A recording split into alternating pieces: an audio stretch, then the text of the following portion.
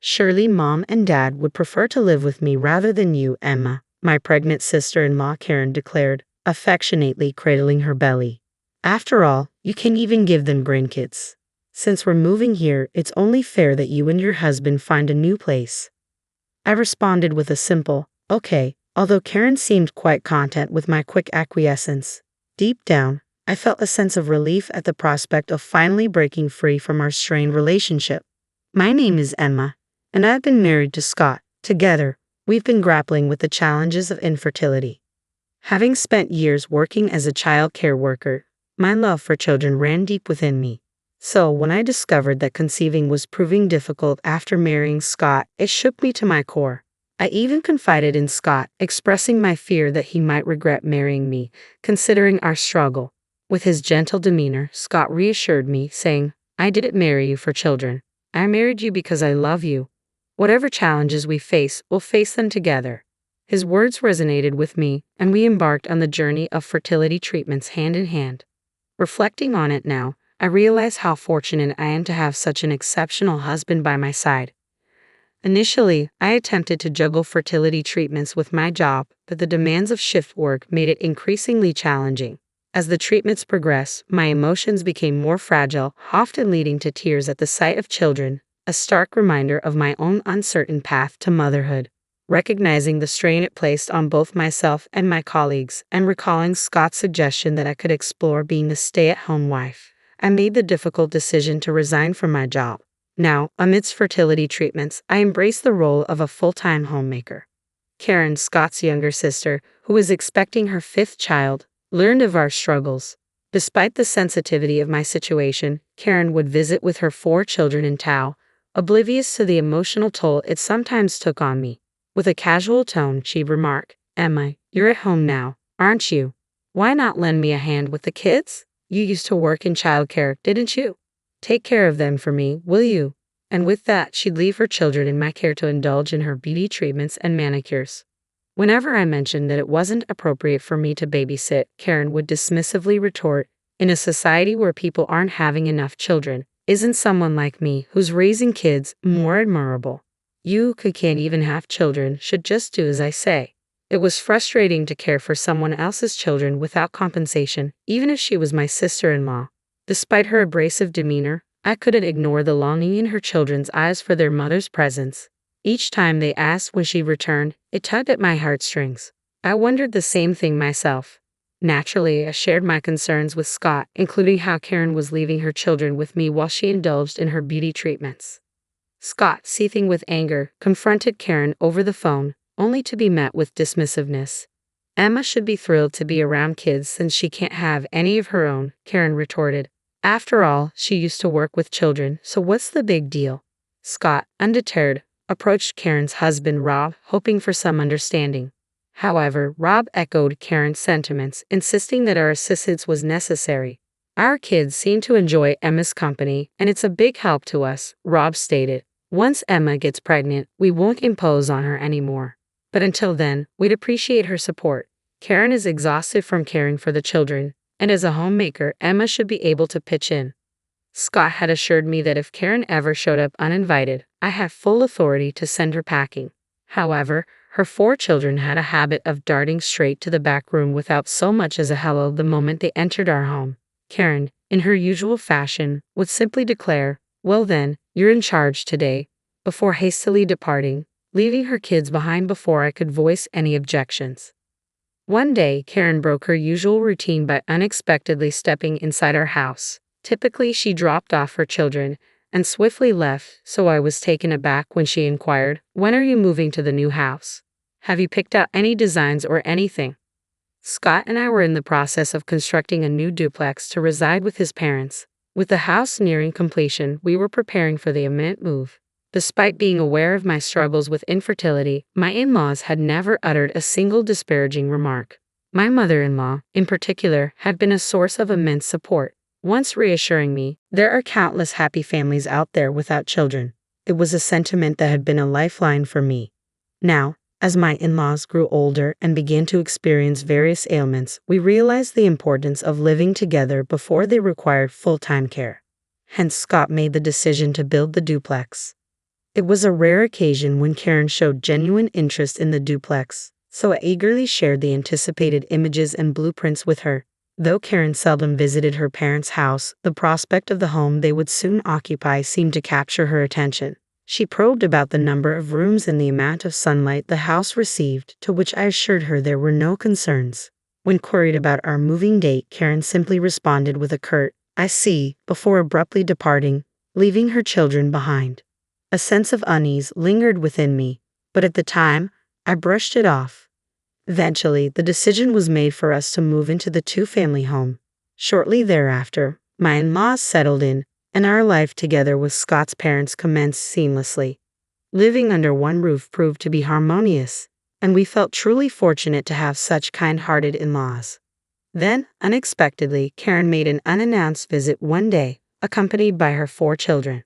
Without so much as a glance at her kids, she turned to me and uttered, "Hey Emma, we need to talk." As my in-laws, who hadn't seen their grandchildren in quite some time, were being overwhelmed with attention, I found myself abruptly escorted out to the hallway. Amidst my concerns about whether my in-laws, who had been lamenting their recent back problems, could manage the energetic kids, Karen dropped a bombshell. "Hey, why would you and Scott vacate this house?" I was caught off guard by her unexpected words, but Karen forged ahead, seemingly unconcerned with my reaction. "Undoubtedly, Mom and Dad would prefer to reside with me rather than with you, incapable of granting them grandchildren. After all, I'm their true daughter, bound by blood," Karen declared haughtily, her hand caressing her burgeoning belly. It was evident that Karen's scheme involved moving in with my in-laws and relying on them for childcare. "See how thrilled Mom and Dad are to dote on their grandchildren," Karen remarked, gesturing towards my struggling in-laws who were attempting to manage their lively brood of grandkids. Despite my futile attempts to reason with Karen, her determination remained unyielding. Each passing moment only fueled my simmering resentment towards her for ridiculing my infertility and imposing her children on my compassionate in-laws. After much contemplation, a solution dawned on me, and with a resigned nod, I uttered, "Fine, we'll find another place." Karen eagerly set the timeline for our departure and their subsequent occupancy, leaving her children behind once more. Yet amidst the chaos, I found a sense of relief, viewing this as an opportunity to sever ties with Karen. As time elapsed, the day arrived for Karen's family to move into the duplex that Scott had painstakingly built. Wondering if the transition had been smooth, my phone suddenly rang. It was Karen. As I picked up the phone, Karen's voice pierced through with an edge of fury. "What on earth is going on? Why hasn't your stuff been cleared out yet? There's no space for our belongings. And where are Mom and Dad supposed to go?" Scott, his parents, and I had vacated the two-family residence, but some furniture remained behind. Karen's agitation was palpable, prompting my reply. "The decision was sudden, so we've only partially moved out for now. Your parents are staying with us." "Unbelievable." Karen's retort came swift and sharp. "I find it outrageous that you and your husband have taken it upon yourselves to move into the house Scott built without consulting us. It's equally outrageous to offload the kids onto us and gallivant around town, despite our repeated warnings about the challenges of caring for them." "That's beside the point for now. Can I just dispose of any remaining furniture that I don't care for?" Karen inquired impatiently. "If you're truly intending to move in, feel free to do so. But are you absolutely certain about this?" I questioned, a hint of skepticism lacing my words. "What do you mean?" Karen snapped irritably. It was then that I dropped the bombshell. "Can you and your husband manage the mortgage for that house? It's a substantial investment, given it's a two-family home." By that juncture, I had already spun a web of lies. Even my apparent agreement to their moving in was fabricated. There was no way I could entertain Karen's notion of seizing control over the duplex that my husband Scott had painstakingly constructed. It's only natural that the furniture remains, considering Scott, his parents, and I are currently enjoying a vacation at Yellowstone National Park. In reality, the house had been entirely paid for with the combined savings of Scott, myself, and his parents. There was no mortgage to speak of, but the fabrication served its purpose in rattling Karen.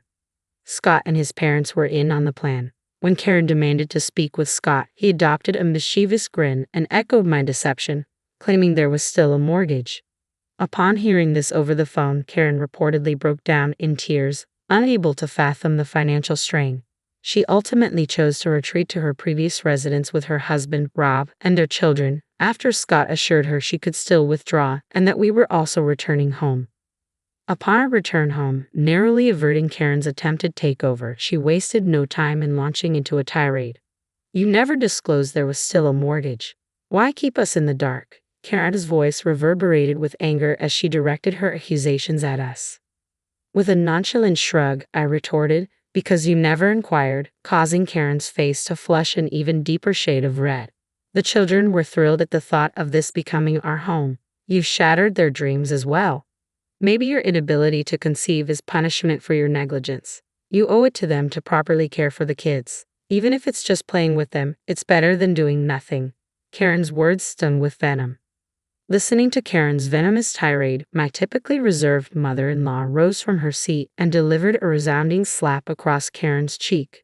Taken aback by my typically serene mother-in-law's unexpected outburst, she turned her attention to Karen with a cutting edge in her tone. You can't even handle the simple task of playing with the kids? Were you planning to move into this duplex just to unload your childcare responsibilities onto us? I was willing to lend a hand if you were struggling to raise your children alone, but who would want to assist a daughter who shirks her parenting duties and acts entitled? Leave this house immediately and never return. A note of desperation crept into Karen's voice as she protested. Aren't you on my side, Mom? I'm your real daughter, aren't I? In response to Karen's tearful plea, my usually reserved father-in-law found his tone heavy with disappointment. It's precisely because you're a real daughter that your behavior is so disgraceful. I feel remorseful for raising such a self-centered daughter. Scott has informed me of your cruel remarks towards Emma regarding her struggles with infertility. That's an unforgivable act. Karen's glare intensified towards me, but I couldn't help but feel a twinge of pity for her, knowing she would be facing her struggles alone from now on. With a solemn expression, I opened the front door for her. As both your mother and father have stated, it's time for you to leave. I won't be assisting with childcare any longer, so please take responsibility for your own. You're all heartless monsters, Karen lashed out before departing the house in tears. From that moment on, she never crossed the threshold of our home again. When Karen arrived at our house, Scott was away at work. Later, he received a call from her, but her words were barely intelligible through her uncontrollable sobs. It became apparent that her family was facing dire financial troubles. Karen had been indulging in beauty treatments and manicures, while Rob had been squandering money on lottery tickets. With their savings dwindling, Karen saw moving into the duplex Scott had built as a solution to avoid paying rent and utilities. When she turned to Scott, who earned significantly more than the average income, for financial assistance, he couldn't overlook her past mockery of my infertility. Scott advised Karen to cut back on beauty treatments and lottery tickets as a solution, but she tearfully refused. He couldn't bring himself to financially assist such an arrogant individual, even if she was his blood relative. As their financial situation worsened, Rob had to resort to taking a second job to cover their expenses after exhausting their funds on lottery tickets. Similarly, Karen had to forgo her regular beauty treatments due to a lack of funds.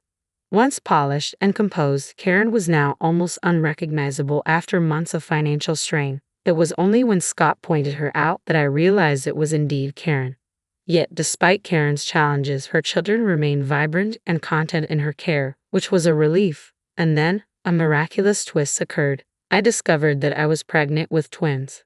However, even amidst the joyous news, tears welled in my eyes when the doctor confirmed it. Scott, by my side, also shed tears of happiness as we shared in the overwhelming emotion. My in-laws were equally ecstatic, finally seeing the realization of our long-held dream for a child. Though I hadn't voiced it to Scott, I couldn't help but wonder if the release from the stress caused by Karen had played a part in my pregnancy. Reflecting on the unwavering support of Scott and my in-laws, who chose to stand by me rather than Karen, fills me with immense gratitude. It's because of their unwavering support that I've been blessed with two precious lives. Now, all I can do is hope fervently that the babies growing within me will be born healthy.